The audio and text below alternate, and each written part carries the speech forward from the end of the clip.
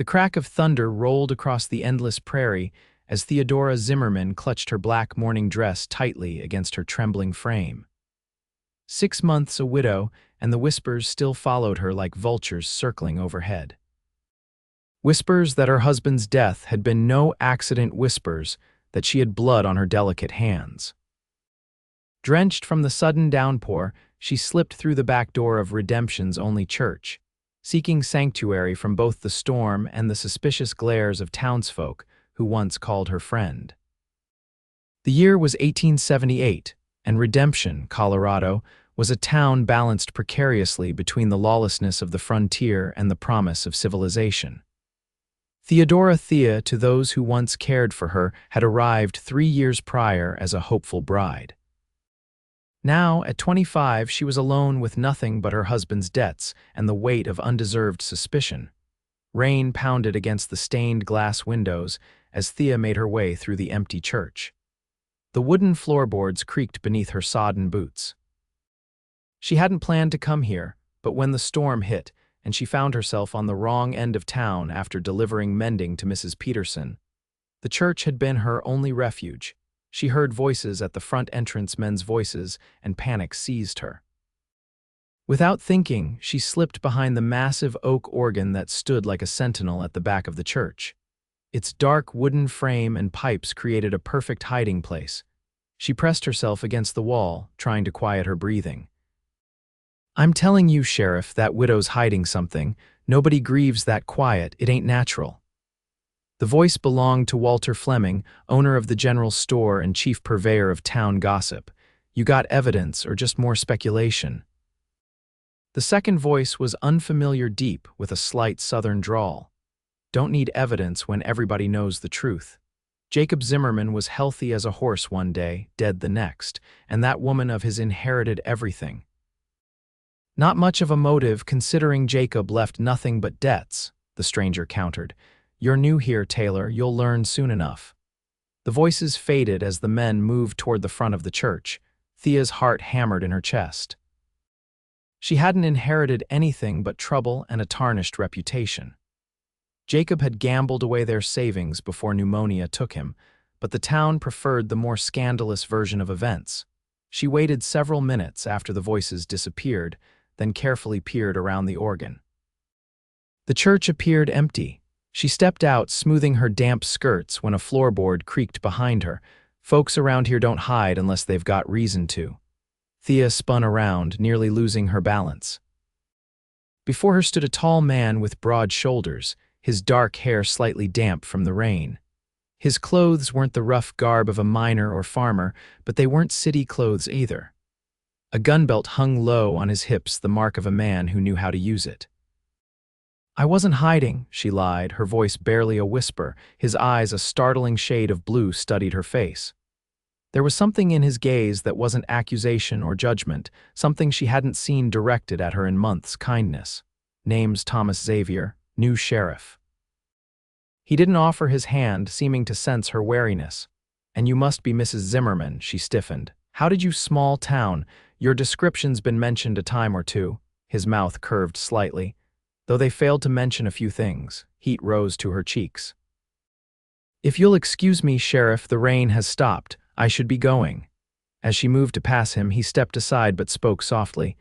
"You're safe with me, Mrs. Zimmerman." She paused, those simple words washing over her like a balm.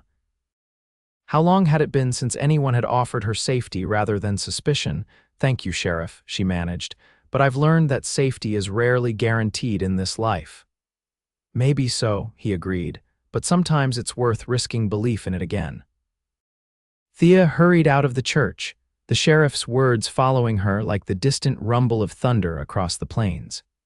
Safety was a luxury she could no longer afford to believe in, especially not from a man whose job was to uncover secrets. And Thea had secrets that needed to stay buried for her own protection. What she didn't realize as she hurried home through the mud-slicked streets was that Sheriff Thomas Xavier had secrets of his own, and their collision course had already begun. The next morning dawned clear and bright, the storm having washed away the dust that perpetually hung over Redemption. Thea rose early as always, pinning her chestnut hair into a severe bun that aged her beyond her years. She had taken to dressing plainly, hoping to become invisible to the townsfolk's scrutiny. Today, she would need to visit the mercantile for thread, an errand she dreaded. Since Jacob's death, she had supported herself through seamstress work, her skilled hands creating and mending garments for those who would still employ her. Some refused her services entirely, like Mayor Hollister's wife, who had once been her friend. Others, like Walter Fleming, charged her double at his store, claiming it was risk insurance. She was halfway to Fleming's when she noticed Sheriff Xavier exiting the barbershop, freshly shaved. Something about his presence made her consider turning around, but he had already spotted her. "Mrs. Zimmerman," he called, crossing the dusty street toward her. "Fine morning." "Sheriff," she acknowledged with a slight nod, clutching her worn basket tighter. "I was hoping to have a word with you," he said, falling into step beside her, regarding what matter. "Your husband's affairs, actually." His voice was casual, but Thea felt ice slide down her spine. "There's nothing to discuss. Jacob died of pneumonia 6 months ago. Dr. Ransom can confirm it." Sheriff Xavier nodded. "I've read the doctor's report. I'm more interested in Jacob's business dealings before his death." They had reached Fleming's store. Through the window, Thea could see several women gathered inside, their attention already drawn to her and the sheriff. "I know very little about my husband's business," she said stiffly. "Now, if you'll excuse me, I'd be happy to accompany you," he offered, reaching for the door. "That's not necessary." "I insist." Something in his tone made her look up at him. His expression remained pleasant, but his eyes held warning. "Some folks in town might be more courteous with me present," understanding dawned. He was offering protection from Fleming's usual treatment. Pride warred with practicality as she weighed her options. "Very well," she conceded. The bell above the door jingled as they entered. Conversation halted abruptly. 4 women, including Mayor Hollister's wife Eugenia, stood by the fabric bolts. Walter Fleming himself was behind the counter, his perpetual scowl deepening at the sight of Thea. "Morning, ladies," Sheriff Xavier said, tipping his hat. "Mr. Fleming."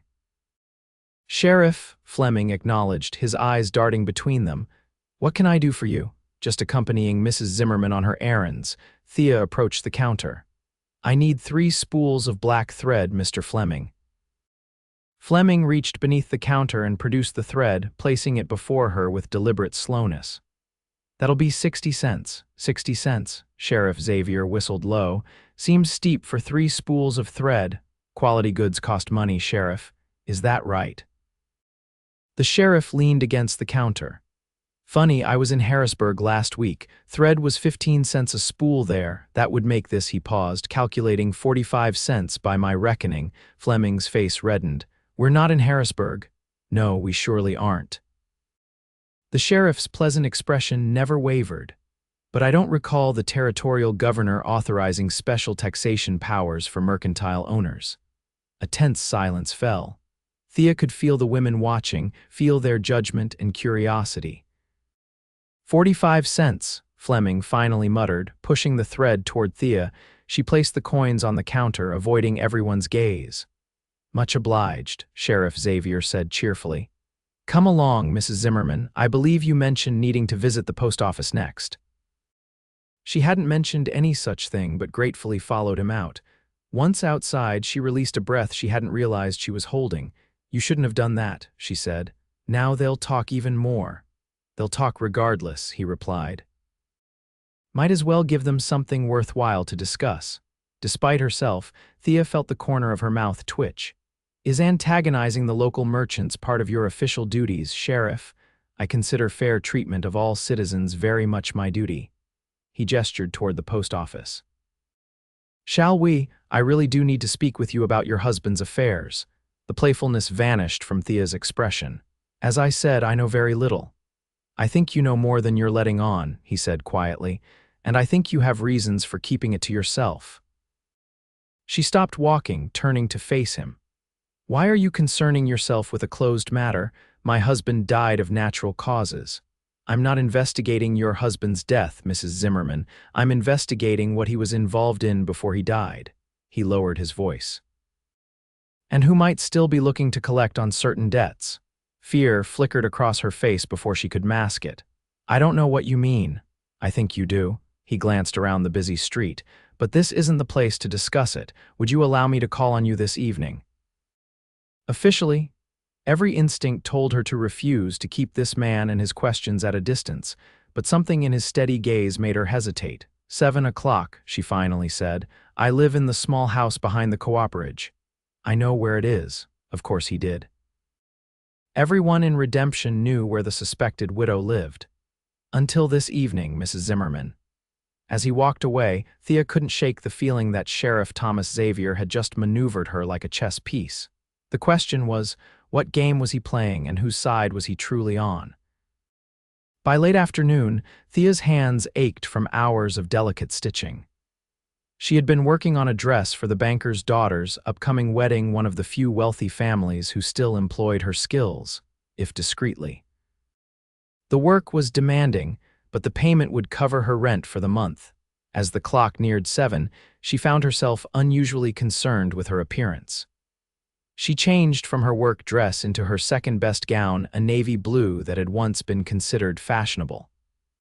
She loosened her severe bun slightly, allowing a few soft tendrils to frame her face. Don't be foolish, she scolded her reflection. This is an official visit, nothing more. Yet something about Sheriff Xavier unsettled her, and not entirely in an unpleasant way. It had been so long since anyone had looked at her without judgment or pity. A knock at precisely 7 o'clock startled her from her thoughts. She opened the door to find the sheriff standing on her small porch, hat in hand. He had changed into a clean shirt and vest, and the effect was rather striking. Mrs. Zimmerman, he said with a slight bow, thank you for agreeing to see me. Please come in, Sheriff. She stepped aside, suddenly conscious of her modest home. The front room served as both parlor and dining room, with a small kitchen beyond. Her bedroom was the only other room in the house. Would you care for some coffee? She offered, falling back on the manners her mother had instilled in her. That would be welcome, thank you. While she busied herself with the coffee pot, he remained standing, surveying the small room with interest. Unlike most frontier homes, hers contained several bookshelves filled with volumes. Jacob's collection, one of the few things of value he hadn't gambled away. You like to read, he observed. My husband did, she replied, setting 2 cups on the table. Please sit. He took a seat at the small dining table, placing his hat beside him. And you, do you share his taste in literature? She poured the coffee before answering. I prefer Austen to his Twain, but yes, I read. Is that relevant to your investigation, Sheriff? A smile touched his lips. Not directly, just trying to understand the woman behind the rumors. And what rumors might those be? She asked, sitting across from him. That depends on who's telling the tale. He sipped his coffee. Some say you poisoned your husband for his money, only to discover he had none. Others claim you drove him to his death with your cold ways. She flinched despite herself. People can be remarkably creative when spreading lies. Indeed, they can. He set down his cup. Which is why I prefer to form my own opinions based on facts. And what facts have you gathered about me, Sheriff Xavier? That you were born Theodora Grant in Boston. That you came west as a mail-order bride 3 years ago to marry Jacob Zimmerman, a man twice your age who presented himself as a successful businessman. That within a year of your marriage, his gambling debts became common knowledge, yet you stayed. His blue eyes held hers. And that despite the town's treatment of you since his death, you've remained in Redemption when most women would have fled. Thea's hands tightened around her cup. You've been thorough. It's my job. He leaned forward slightly. What I don't know is why Jacob was meeting with Clinton Ramsey the night before he fell ill. She couldn't hide her surprise. How did you? I have my sources. His expression grew serious. Clinton Ramsey isn't just a gambler, Mrs. Zimmerman. He's connected to some dangerous people who use his gambling halls to move money and information. If Jacob was involved with Ramsey beyond a simple card game, you could be in danger. Jacob lost money to many men, she said carefully. Mr. Ramsey was simply one of them. Was he also simply one of the men who came looking for payment after Jacob died? One of the men you told the previous sheriff about? Thea stood abruptly, moving to the window. Sheriff Ellis did nothing when I reported those visits. He suggested I pay whatever was owed or leave town. Ellis was incompetent and corrupt, Xavier said flatly. I'm neither. She turned to face him. What exactly do you want from me, Sheriff? Information, he replied, and in exchange I'm offering protection. Protection, she repeated, the word tasting foreign on her tongue. The last man who promised me protection left me with nothing but debts and a tarnished name. I'm not offering marriage, Mrs. Zimmerman. His voice held a trace of amusement. Just the full authority of my office. Heat rose to her cheeks. I didn't mean to imply, no offense taken. He stood, approaching her with deliberate slowness as one might approach a skittish horse. Mrs. Zimmerman, Thea, I believe your husband was involved in something more dangerous than gambling, something that got him killed. She stared at him, her heart pounding. The doctor said it was pneumonia. Doctors can be paid to say many things. Are you suggesting Jacob was murdered? I'm suggesting that pneumonia was convenient for certain people. He was standing close now, close enough that she could see the faint lines at the corners of his eyes. People who might still consider you a loose end. The room seemed suddenly airless. Why would anyone think that? I knew nothing of Jacob's dealings. But they don't know that. His voice softened. Have there been others besides Ramsey, men asking about papers or messages? The question hit too close to home. Just last month, a stranger had approached her after church, asking if Jacob had left anything for safekeeping. She had fled, terrified. Sheriff Xavier must have read the answer in her face. You're not safe here alone, Thea. Nowhere is safe for a woman alone, she countered. At least here I can earn my living. There are other towns, other places where your skill with a needle would be valued. Are you suggesting I run? I'm suggesting you consider your options while I investigate further. His gaze held hers. Will you trust me enough to tell me everything you know about Jacob's final weeks? Every visitor, every strange occurrence. Trust, such a simple word for such a monumental request. Thea had trusted Jacob when he wrote promising a good life, trusted that his business ventures would succeed, trusted that the people of redemption would be fair. Each trust had been broken, and yet. There was something in Thomas Xavier's steady gaze that made her want to believe again. It will take some time to recall everything, she said finally. Relief flickered across his face. I have time, she gestured to the table. Then we should sit. It's a longer story than you might expect. As the night deepened around Thea's small house, she found herself revealing things she had told no one about Jacob's increasingly erratic behavior in his final weeks, the late-night visitors, the mysterious package he had hidden and refused to discuss. Sheriff Xavier listened intently, occasionally asking questions but never interrupting her flow of recollection. The night before he fell ill, she concluded, Jacob came home late, soaking wet from the rain. He was agitated more than I'd ever seen him. He kept saying he'd fixed it and that we'd be leaving redemption as soon as he collected what he was owed. Did he say who owed him? No, but he mentioned Denver. She twisted her wedding ring, a simple gold band that was now too loose. The next morning, he couldn't get out of bed. By evening, he was delirious with fever. 3 days later, he was gone. Thomas somehow, during the hours of conversation, he had become Thomas rather than Sheriff Xavier, and her mind sat back, considering. And the package he hid, I never found it, she admitted. I searched the house after he died, but there was nothing unusual, just debts. What about his personal effects? Anything unexpected? She thought for a moment. There was a book one I didn't recognize. I assumed he had borrowed it. What book? A collection of Shakespeare's sonnets. Jacob never read poetry. Thomas sat forward. Do you still have it? Yes, it's on the shelf. Jacob had marked several pages. She rose and went to the bookshelf, running her fingers along the spines until she found the volume in question. She handed it to Thomas, who opened it carefully. These dog-eared pages, he murmured, they could be significant. How could Shakespeare be significant to gambling debts, not the poetry itself, he explained, but what might be hidden within it, codes, messages. He looked up at her. May I borrow this?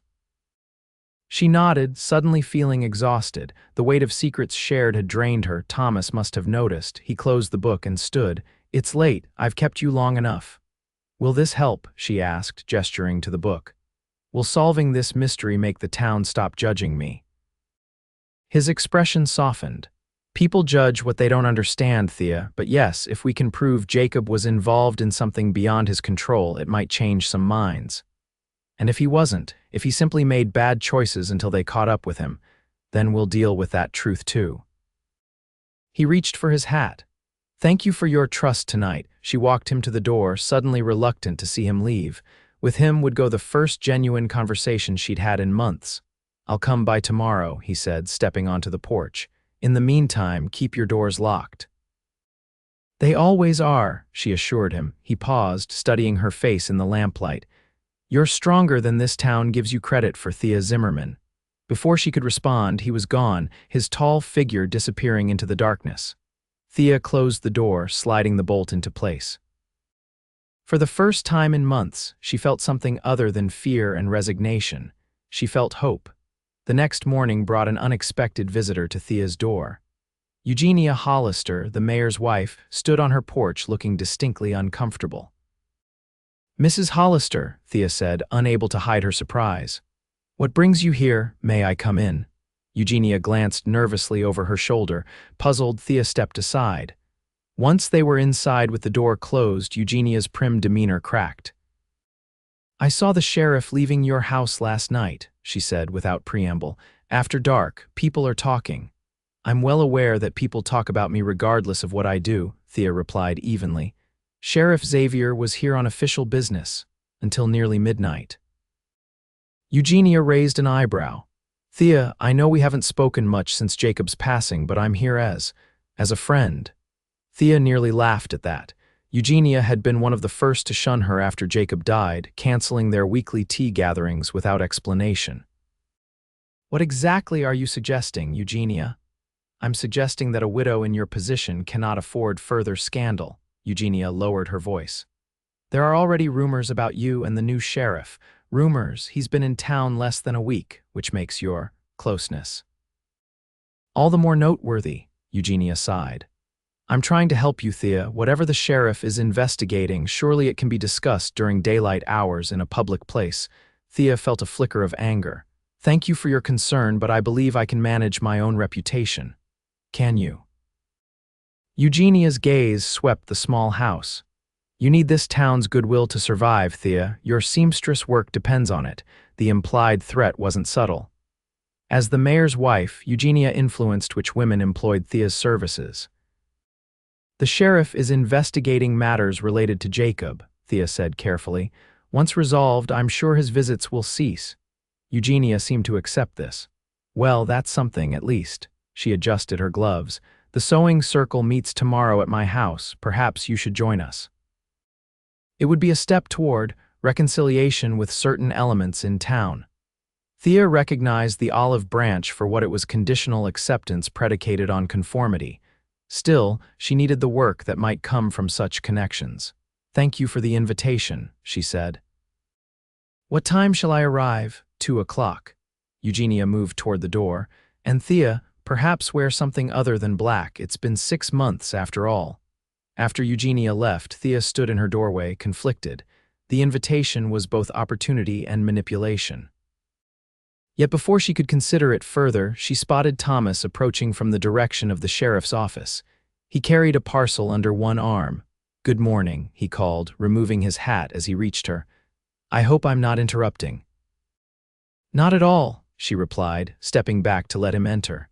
Though I should warn you that my neighbor across the street is watching with great interest. Thomas glanced in that direction and offered a friendly wave to the woman who quickly ducked behind her curtain. Mrs. Porter. She brought cookies to my office yesterday, along with a comprehensive list of eligible ladies in town.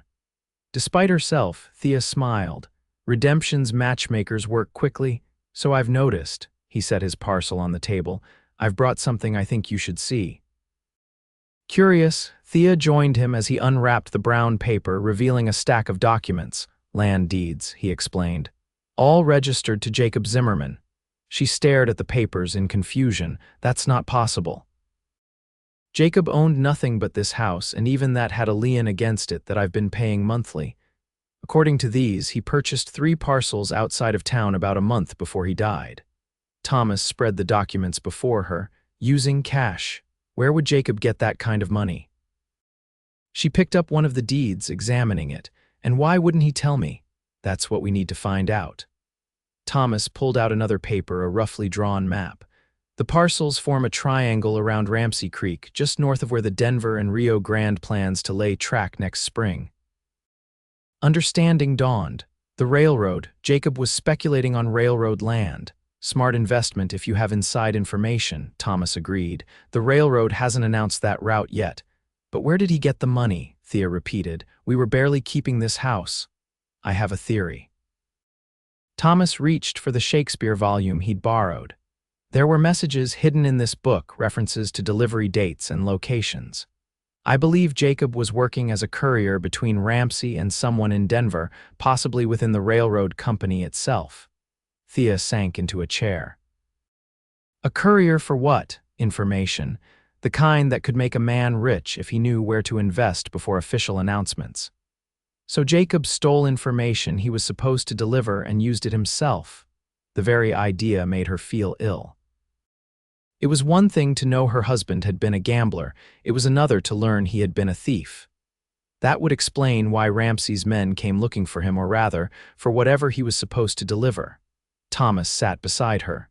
Did Jacob ever mention a man named Whitaker? She shook her head. No, never. He's Ramsey's partner in Denver, and according to my sources, he's not the forgiving type. Fear clutched at Thea's heart. You think these men killed Jacob? I think pneumonia was convenient, Thomas said carefully, but without proof it remains speculation. And now they're looking for whatever Jacob took, she whispered. Yes, but there's something else. Thomas leaned forward. These land deeds are valuable now with the railroad coming, very valuable. Then why hasn't Ramsey claimed them? Surely he knows about them. The deeds are in Jacob's name and now, by inheritance, in yours. Ramsey can't touch them without exposing his own illegal activities. Thomas's blue eyes held hers. You're sitting on a fortune, Thea, and that makes you very dangerous to certain people. The reality of her situation crashed over her. What am I supposed to do? I can't sell land I didn't know I had without raising questions. No, he agreed, but I have an idea that might draw out our quarry. He hesitated. It would require your cooperation and would put you at some risk. More risk than I'm already in, she asked dryly. Calculated risk, under my protection.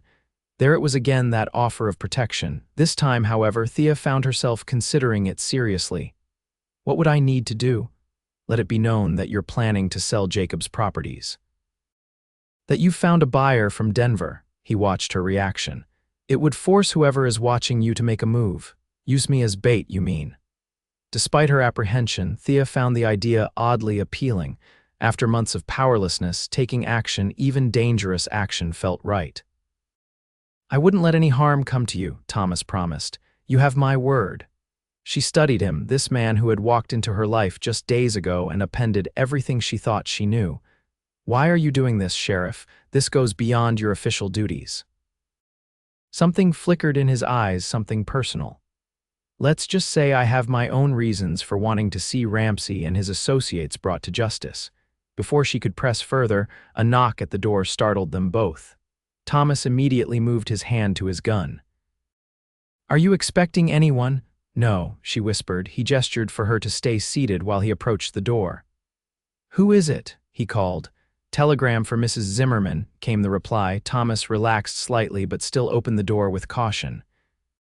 Young Billy from the telegraph office stood on the porch, message in hand. Morning, Sheriff, the boy said, clearly surprised to find him there.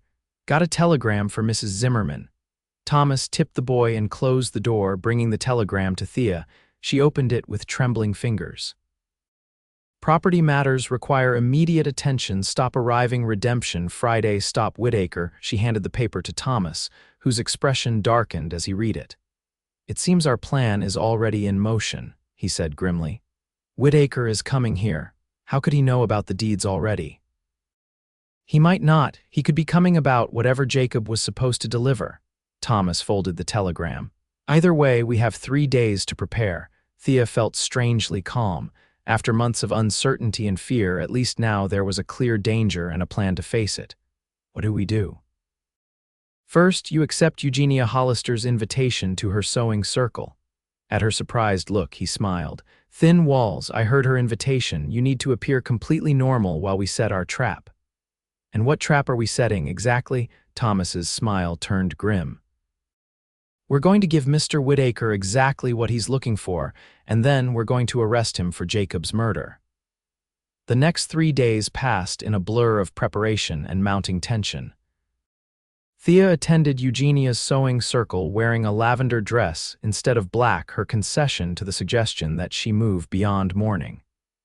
The ladies received her with polite surprise, and as Thomas had predicted, the gathering proved useful. By the end of the afternoon, she had casually mentioned her intention to sell some property Jacob had left her. Property? Eugenia had asked, unable to hide her surprise. I wasn't aware Jacob owned anything of value. Nor was I until recently, Thea replied, focusing on her needlework. It seems he made some investments before his death, quite fortunate, really. By evening, the news had spread throughout Redemption. Thomas reported that Walter Fleming had asked him about it directly. Fleming's connected to Ramsey, he explained as they sat in her kitchen that night.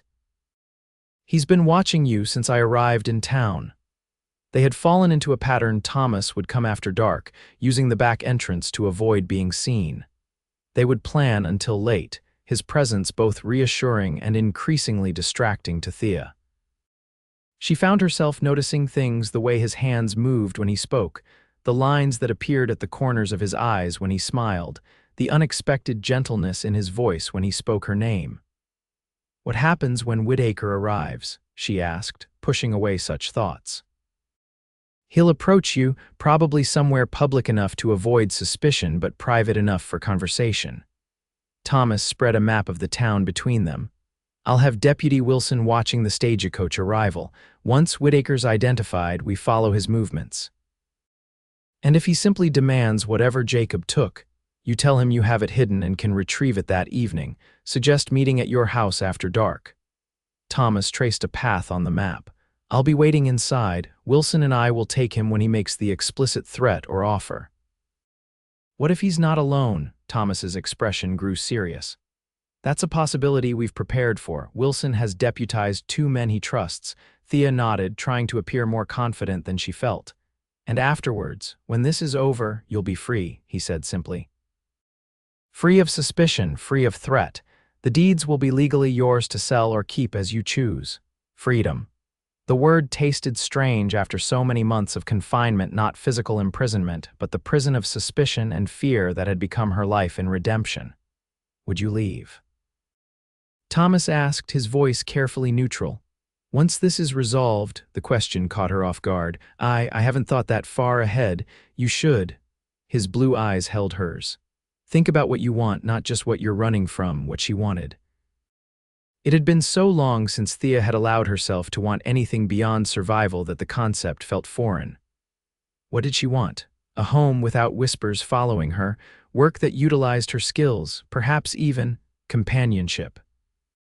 She looked away, suddenly aware of how close they were sitting, how intimate the kitchen felt with just the 2 of them and a single lamp burning. It's getting late, she said. You should go before Mrs. Porter reports another midnight visitor to the mayor's wife. Thomas smiled, but there was something wistful in it. Of course, he rose, gathering his hat. Get some rest. Tomorrow's the day. As he left through the back door, Thea realized she had never asked him the most important question. What would he do when this was over?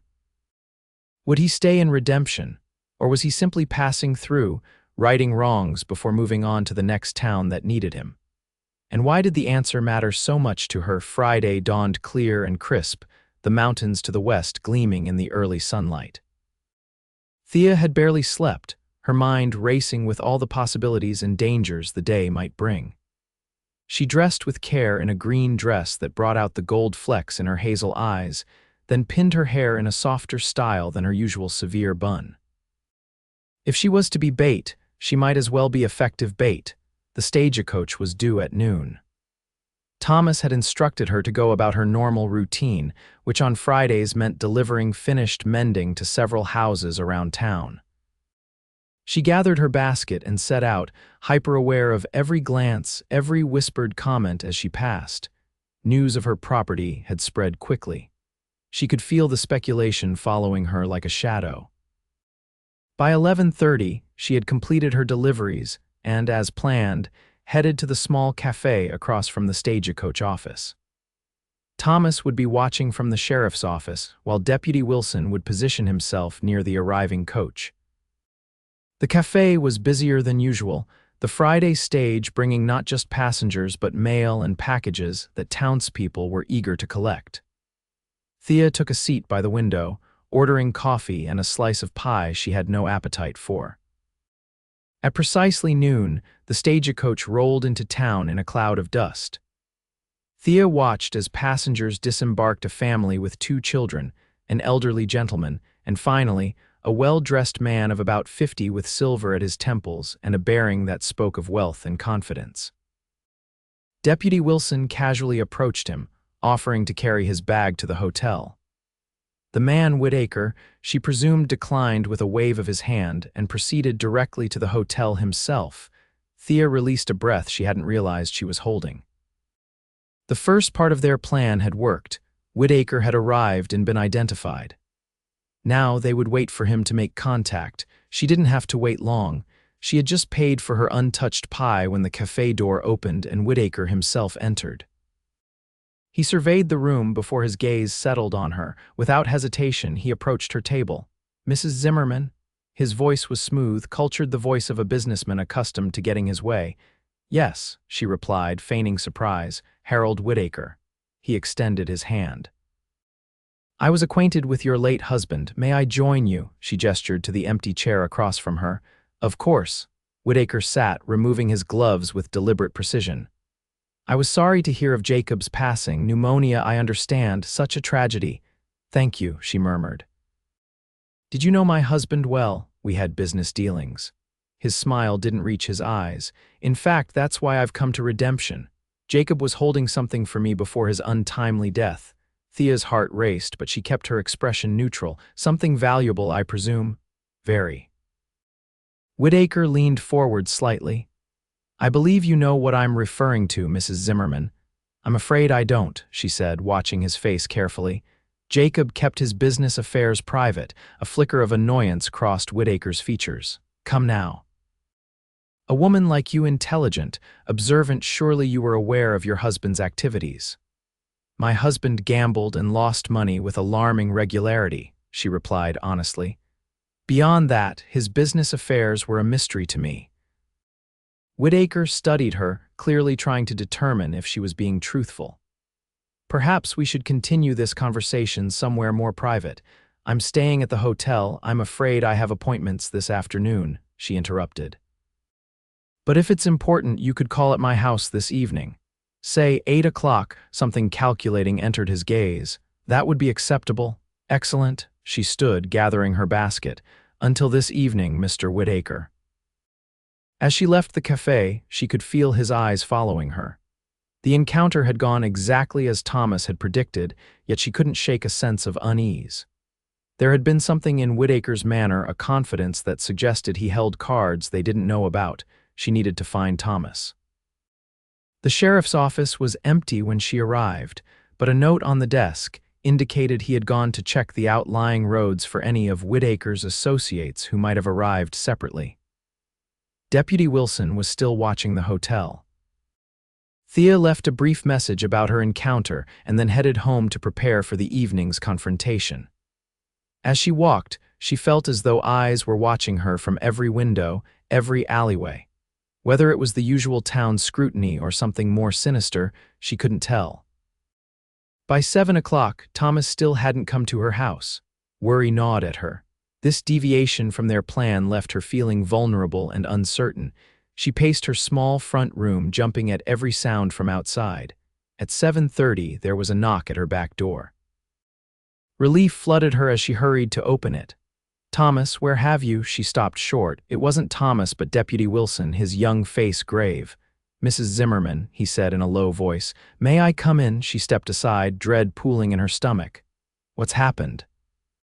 "Where's Sheriff Xavier?" Wilson removed his hat, twisting it in his hands. "There was an incident on the North Road. Sheriff was ambushed by two men we believe are connected to Whitaker." Fear clutched at her heart. "Is he—" "He's alive," Wilson assured her quickly. "Took a bullet to the shoulder. Doc Ransom is with him now." Thea sagged against the wall, relief and renewed fear warring within her. "Whitaker is coming here at 8. We had a plan." "I know the plan," Wilson said. "Sheriff told me everything before they brought him to the doctors. I'm here to take his place." She studied the young deputy. He couldn't be more than 22, his face still boyish despite his attempt at a serious expression. She had seen him around town but knew little about him except that Thomas trusted him. "Have you ever done anything like this before?" she asked. "No, madam," he admitted, "but I know what to do." Sheriff was real clear on the instructions. 8 o'clock was approaching rapidly. They had no choice but to proceed. "Where will you hide?" she asked, moving into the front room. Sheriff said behind the bedroom door would give the best vantage point. Wilson shifted uncomfortably. "Begging your pardon, madam. It's fine," she assured him. "You can see the entire front room from there." They had barely finished positioning Wilson when there was a knock at the front door. Thea smoothed her skirts, took a deep breath, and went to answer it. Harold Whitaker stood on her porch, impeccably dressed in evening attire, as though calling on a social acquaintance rather than attempting extortion. "Mrs. Zimmerman," he said with a slight bow. "Thank you for receiving me at this late hour." "Mr. Whitaker," she acknowledged, stepping aside. "Please come in." He entered, surveying the modest house with barely concealed disdain. "Charming, though I imagine it's quite a change from what Jacob had promised you." "My husband made many promises," she replied, gesturing to a chair. "Would you care to sit?" "I prefer to stand for now." His smile was cold. "Let's dispense with the pretense, shall we? Jacob took something that belongs to me. I want it back." "I'm not sure what you're referring to," Thea said, maintaining the script she and Thomas had prepared. "Information, Mrs. Zimmerman. Specifically, railroad routing information that Jacob was paid to deliver to me." Whitaker's voice hardened. "Information he instead used to purchase land that will be worth 10 times its value when the Denver and Rio Grande makes its official announcement." "I know nothing about any railroad information," she said truthfully. "Perhaps not initially," he conceded. "But you've recently been making inquiries about selling property you shouldn't have known existed unless you found what Jacob took." Thea realized their plan had backfired. By spreading word of the land, they had confirmed to Whitaker that she had whatever Jacob had stolen. "The deeds were among Jacob's papers," she improvised. "I only discovered them recently. And the information that accompanied them, the schedules, the surveys, the bribery records." Whitaker stepped closer. "Where are they, Mrs. Zimmerman?" This was the moment Wilson should emerge, the explicit threat having been made, but the bedroom door remained closed. "I don't know what you're talking about," she insisted, moving away from him. Whitaker reached into his coat and withdrew a small pistol. "I think you do. And I think you're going to show me exactly where Jacob hid everything, or this charming little house is going to become the site of another tragic Zimmerman death." Terror shot through her. Where was Wilson? Why wasn't he intervening? "The papers aren't here," she said quickly. "Jacob hid them elsewhere. Then you'll take me to them." Whitaker gestured with the gun. "Now." The bedroom door finally opened, but instead of Wilson charging out with his weapon drawn, the young deputy stumbled forward, blood staining his shirt. Behind him stood a second man, one of Ramsey's thugs she recognized from his previous visits after Jacob's death. "Found this one hiding in the bedroom," the thug announced. "Amateur." Whitaker seemed unsurprised. "Is he dead?" "Not yet. Knocked him out first, then added a little insurance." The man held up a bloody knife. "Pity, I prefer clean operations." Whitaker turned back to Thea, whose mind was racing with horror and desperation. "As you can see, Mrs. Zimmerman, your protector has failed you. Now about those papers." "I told you they're not here," she repeated, trying to keep her voice steady. Where then? She needed time for Thomas to realize something had gone wrong, time for help to arrive. "The church," she improvised. Jacob hid them in the church, behind the organ. A flicker of something recognition perhaps crossed Whitaker's face. An appropriate hiding place for a man who rarely attended services. He gestured with the gun. After you, Mrs. Zimmerman, and no heroics. My associate here has very little patience. As they forced her from the house, Thea's mind whirled with fear and desperate plans. The church was dark at this hour, locked for the night, but she knew where Pastor Mills kept the spare key. If she could just get inside, perhaps she could find a way to escape or signal for help. The streets of Redemption were quiet as they walked, Whitaker on one side of her, his thug on the other. The gun remained hidden but present beneath Whitaker's coat. Anyone seeing them might assume they were simply escorting a lady home after an evening visit.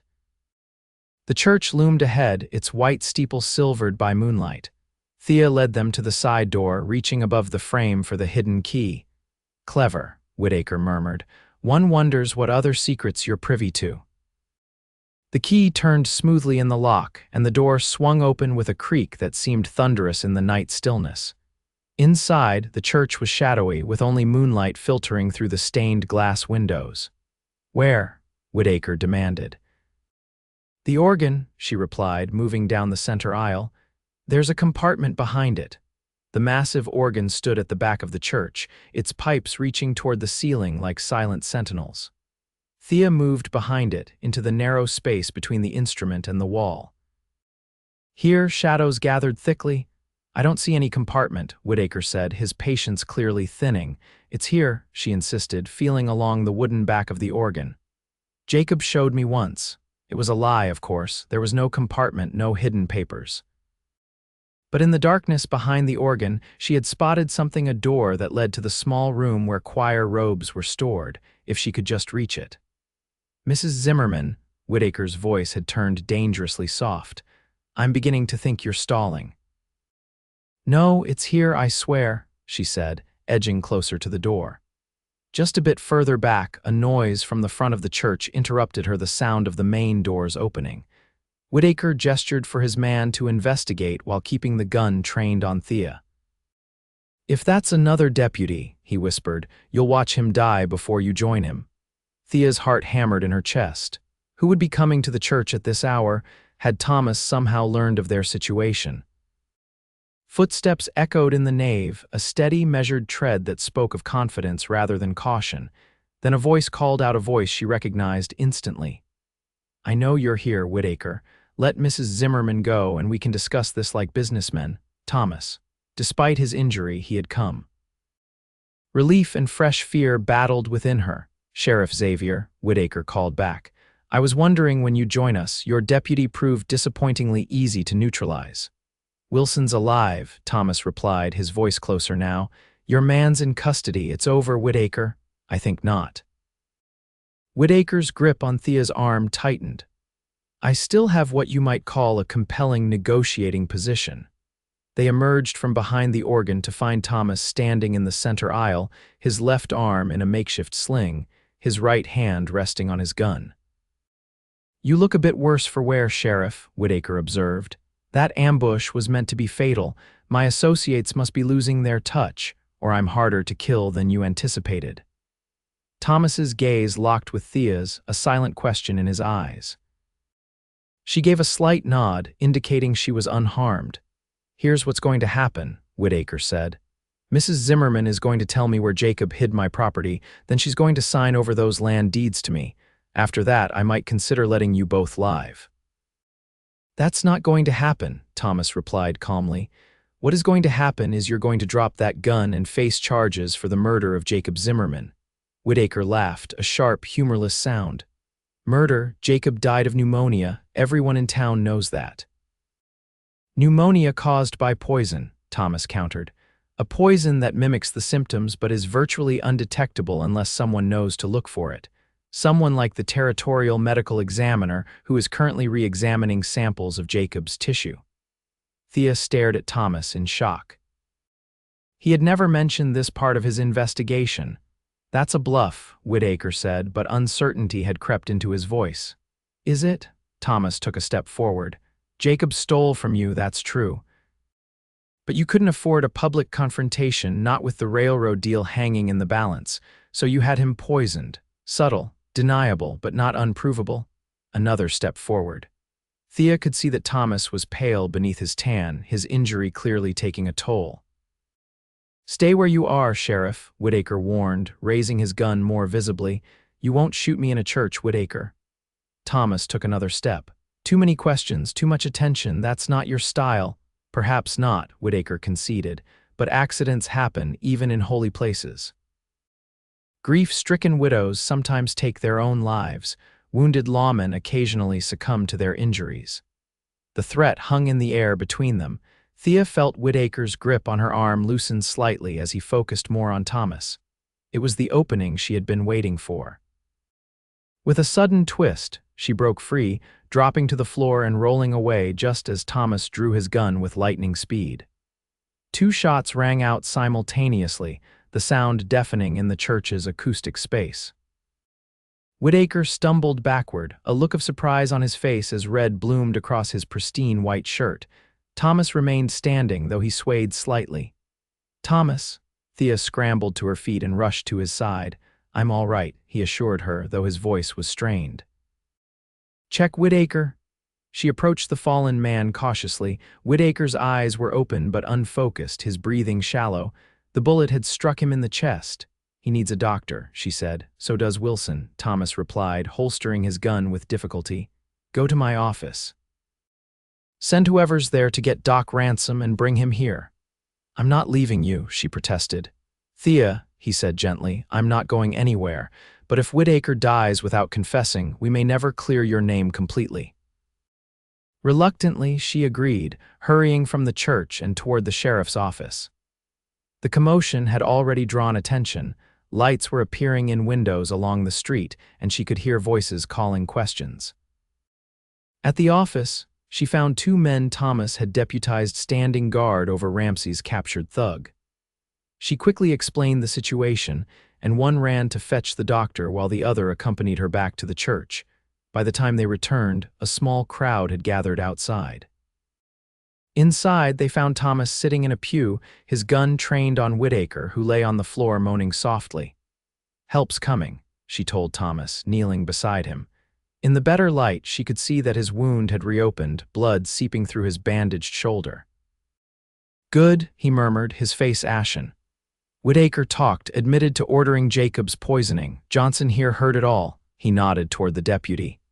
"Yes, madam," Johnson confirmed. "Clear as day, said he had your husband poisoned because he stole railroad plans." Relief washed over Thea, relief that quickly turned to concern as Thomas slumped against her. "Thomas," she whispered urgently. "Just tired," he assured her, though his eyes were struggling to stay focused. "Been a long day." Dr. Ransom arrived moments later, taking charge of the scene with brisk efficiency. Whitaker was still alive and transported to the doctor's surgery, under guard. Thomas, despite his protests, was ordered back to his room above the sheriff's office for rest and treatment. "You'll stay with him," Ransom told Thea. It wasn't a question but a statement of fact. "He's lost blood and needs watching through the night." And so, as dawn broke over redemption the next morning, Thea found herself sitting beside Thomas's bed, exhaustion and relief mingling as she watched the steady rise and fall of his chest.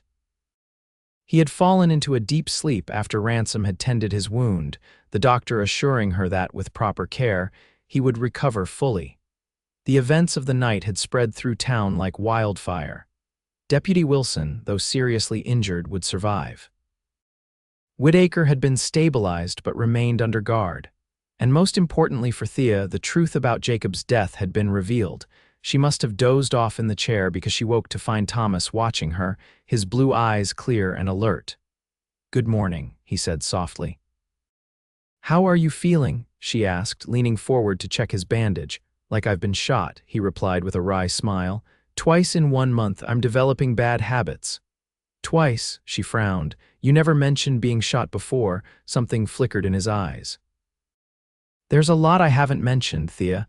She settled back in her chair, suddenly aware that there were still mysteries between them. "Such as," he was quiet for a moment, seeming to weigh his words. Such is the real reason I came to Redemption. It wasn't just a job opening. I suspected as much, she admitted. You knew too much about Jacob, about Whitaker and Ramsey. Yes, he shifted slightly, wincing at the movement. I've been tracking Whitaker for over a year. He and his associates have been running this railroad information scheme across 3 territories. Land fraud, bribery, murder when necessary. You're not just a sheriff, she guessed. I'm a Pinkerton agent, he confirmed, sent to investigate after several suspicious deaths connected to the railroad. Jacob's was one of them. The revelation should have shocked her, yet somehow it made perfect sense. His competence, his knowledge, his determination all spoke of something beyond a frontier lawman. Why tell me now? She asked. Because it's over, he said simply. Whitaker will stand trial. Ramsey too, once we bring him in from Denver. The evidence you helped uncover will put them away for good. And you, she couldn't quite keep the apprehension from her voice. Will you be moving on to your next assignment? Thomas was silent for a long moment, his eyes never leaving hers. That depends, he finally said. On what? On whether there's a reason for me to stay.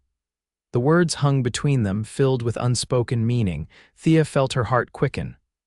The town needs a sheriff, she offered, not quite ready to voice what they both seemed to be circling. Is that the only reason you can think of? His voice was gentle, but there was an intensity in his gaze that made her breath catch. No, she admitted softly, it's not the only reason. He reached for her hand, his touch warm and steady. When I found you hiding behind that church organ, something happened, Thea, something I wasn't expecting. What was that? She asked, though she thought she knew the answer. I recognized something in you, a strength, a resilience I've seen in few people. His thumb traced circles on her palm. The more I learned about you, the more I admired that strength, and somewhere along the way, admiration became something more. Thea felt tears prick at her eyes. After months of isolation and suspicion, his words were like rain on parched earth. I've been alone for so long, she whispered. Afraid to trust, afraid to hope. I know, he squeezed her hand. But you're not alone anymore, Thea, not unless you want to be. She looked at their joined hands, then back to his face. What happens now? Now, a smile touched his lips. Now you help me recover from this blasted shoulder wound. Then, perhaps, we see what life in redemption might look like without secrets and shadows between us. I'd like that, she said, returning his smile, though the town might talk. Let them, he replied with a shrug that he immediately regretted, judging by his wince. They'll have plenty to discuss once Whitaker's testimony becomes public. A knock at the door interrupted them. Deputy Johnson entered, looking apologetic.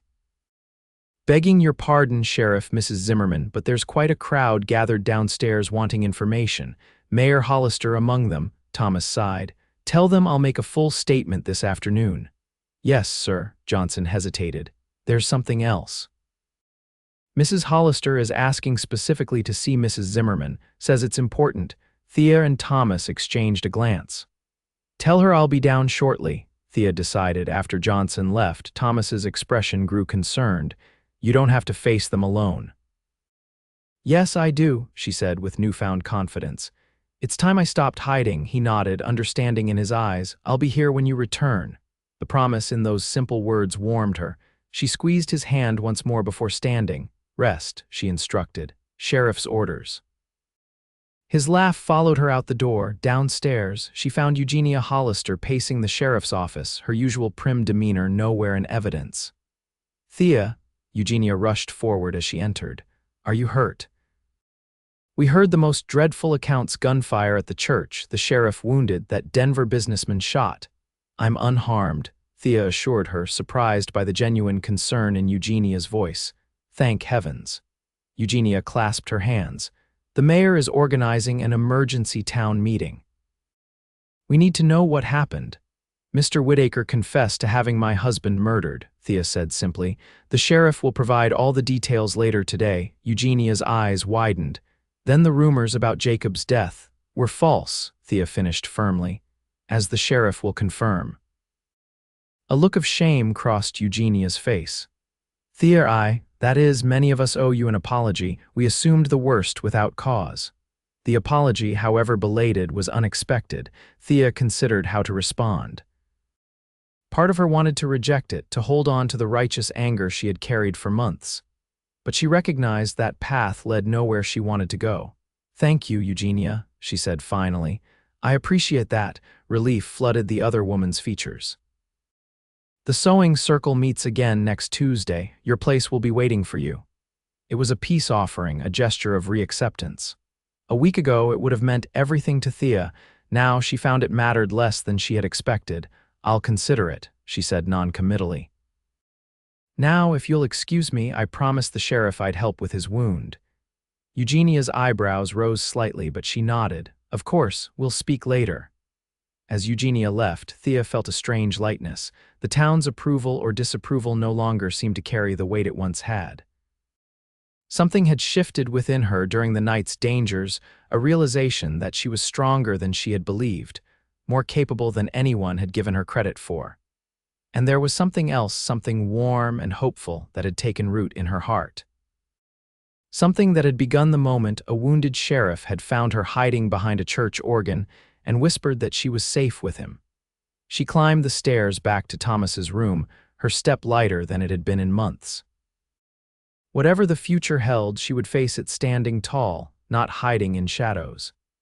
And perhaps, if fate was kind, she would not face it alone. Over the next 2 weeks, redemption witnessed remarkable changes. Harold Whitaker, recovering from his wound under guard, provided testimony that implicated not only himself and Clinton Ramsey in Jacob's murder, but also revealed a network of corruption that extended to several territorial officials. Telegrams flew between Redemption and Denver as the investigation expanded. Thomas, despite Dr. Ransom's orders to rest, worked tirelessly from his sick bed, coordinating with Pinkerton contacts and territorial authorities. Thea remained by his side, helping with correspondence and bringing meals, her presence a constant that neither of them seemed willing to forego. The town's attitude toward Thea underwent its own transformation. The whispers that had once followed her became expressions of sympathy and admiration. Walter Fleming personally delivered a basket of goods to her house with a mumbled apology about misunderstandings. Mayor Hollister made a public statement praising her courage and resilience. Thea accepted it all with grace, but maintained a certain distance. The easy trust she had once placed in her neighbors had been irreparably damaged. Only with Thomas did she allow her guards to lower completely. Their relationship evolved with a natural ease that surprised them both. What had begun as an alliance of necessity had blossomed into something deeper, a connection forged in danger, but nurtured in quieter moments of shared confidences and gentle touches. By the time Thomas was well enough to return to his duties, the question of his staying in Redemption had been answered without words. He sent a letter to his Pinkerton supervisor requesting permanent assignment as the town's sheriff, citing the ongoing investigation and the need for stability in a community shaken by revelation.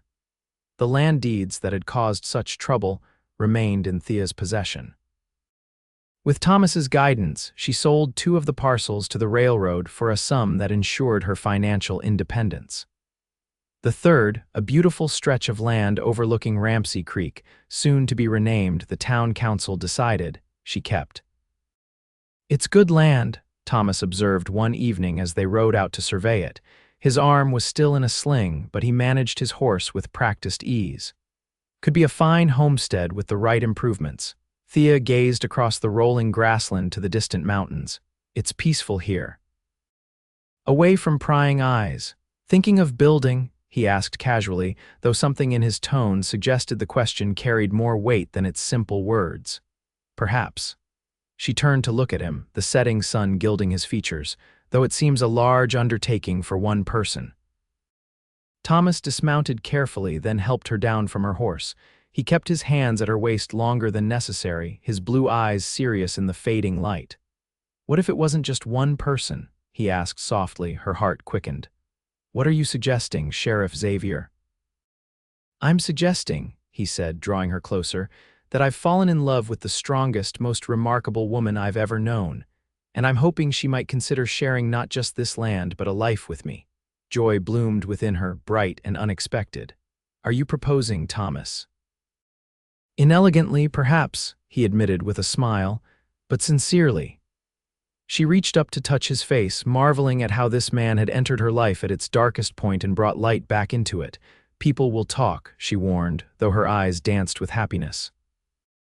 The sheriff and the widow, courting so soon after scandal. Let them, he replied, echoing his earlier sentiment. I've spent my life caring about justice, not gossip. His expression softened. What's your answer, Thea? In response, she rose on tiptoe and pressed her lips to his. The kiss was gentle at first, then deepened as his good arm encircled her waist, drawing her against him. When they finally parted, both were breathless. I'll take that as a yes, he murmured against her hair. Yes, she confirmed, her heart fuller than she had ever thought possible. Though I think a proper courtship is in order, don't you, for propriety's sake? Thomas laughed, the sound warm in the gathering dusk. For propriety's sake, then. Though I warn you, my patience has limits. As does mine, she admitted with a smile. They remained on the land until the first stars appeared, planning their future with quiet joy. Thomas spoke of building a house with wide windows to capture the mountain view. Thea described gardens and perhaps, someday, children's laughter filling rooms yet to be constructed. By the time they rode back to town, a new peace had settled over Thea, not the false tranquility of hiding, but the genuine serenity of having found where she belonged. 6 months later, on a perfect spring morning, Theodora Zimmerman became Theodora Xavier in a simple ceremony at Redemption's church.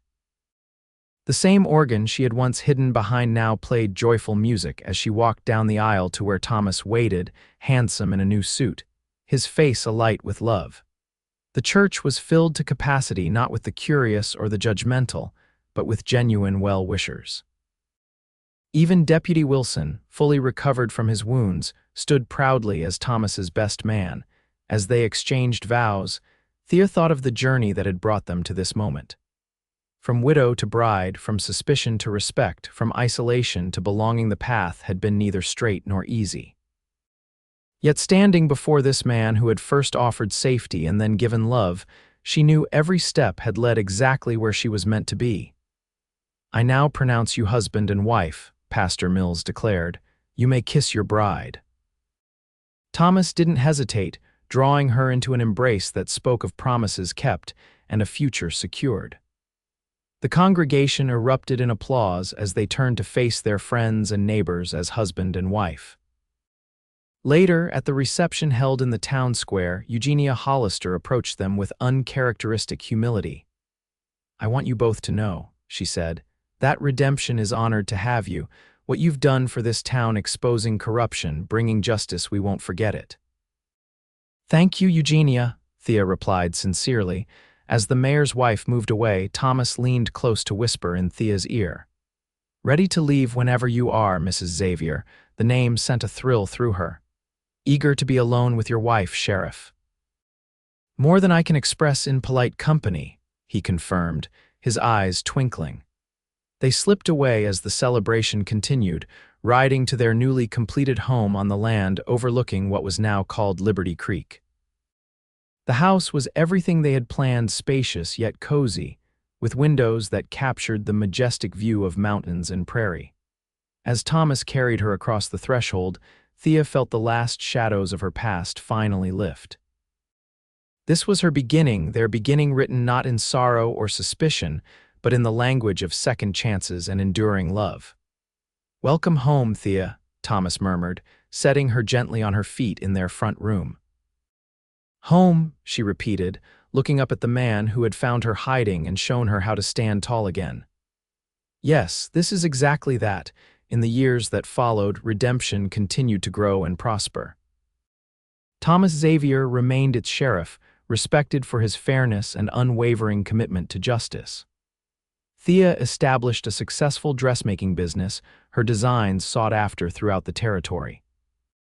Their home on Liberty Creek expanded to accommodate their growing family, first a son with his father's blue eyes, then twin daughters who inherited their mother's quiet strength. The land that had once been part of a corrupt scheme became a place of joy and laughter, the dark history of its acquisition transformed by the love of the family who now called it home. Sometimes, on quiet evenings when the children were asleep, Thomas and Thea would sit on their porch and watch the sunset paint the mountains in gold and crimson. In those moments, they would remember how their story began with a widow hiding behind a church organ and a wounded sheriff who promised safety in a world that had offered none. Would you change anything? Thomas asked on one such evening, their hands intertwined as they had been since the day he had found her. Thea considered the question, thinking of all the pain and fear that had preceded their meeting. Then she looked at the home they had built, thought of the children sleeping inside, and felt the steady warmth of her husband's hand in hers. "Not a single moment," she answered truthfully. "Every step led me to you."